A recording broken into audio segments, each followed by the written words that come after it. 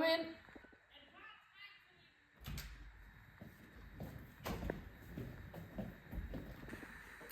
Jamen, jeg har jo bedt om et møde, hvor I vil snakke om sådan noget influencer marketing.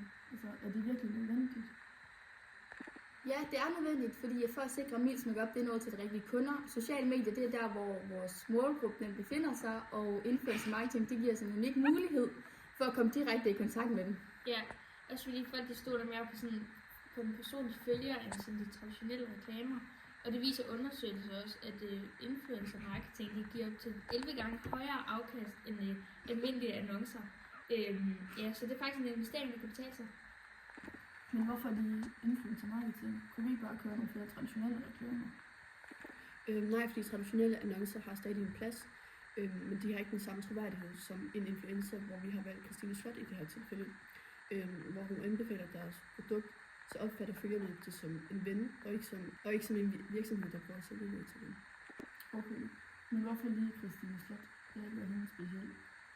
Christine Slot er den perfekte influencer til Mil. Hun har allerede en engageret følgerskare, der interesserer sig for skønhed og bæredygtighed, præcis vores målgruppe.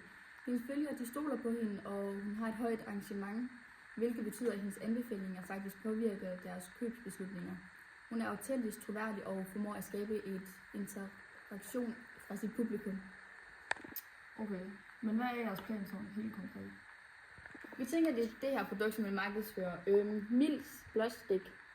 Ja. Og vores plan den er faktisk meget enkel og effektiv.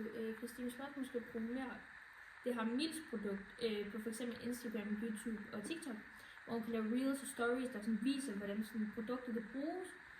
Og så måske også en anvendelsesvideo, hvor hun forklarer fordelene ved det. Og så kan vi måske også lave nogle giveaways og tilbyde nogle rabatkoder, så vi får endnu flere til at prøve de her produkter. Ja, og det kan give os en god vej til at tiltrække kunder. Men hvad hvis det ikke virker? Er det en risiko til? Al marketing indebærer selvfølgelig en vis risiko, men det er en risiko, vi bør tage. Markedet ændrer sig konstant. Hvis ikke vi følger med, risikerer vi at blive efterladt. Vores konkurrenter investerer allerede i influencer marketing, og hvis ikke vi gør det samme, mister vi en kæmpe mulighed for at styrke vores brand og tiltrække nye kunder. Så I mener, vi bør satse på det her? Ja, helt klart. Og det kræver en investering, men til gengæld så får vi et stærkere brand, flere kunder og en langt større synlighed. Det er en moderne og effektiv måde at markedsføre Mil på. Ja, og det er simpelthen bare en mulighed, vi ikke burde lade gå forbi os. Jamen, godt. Det lyder meget troværdigt, og jeg synes helt sikkert, vi skal det projekt. Jamen, vi ses, Pia. Så håber jeg, at de har noget til mig næste gang, vi mødes.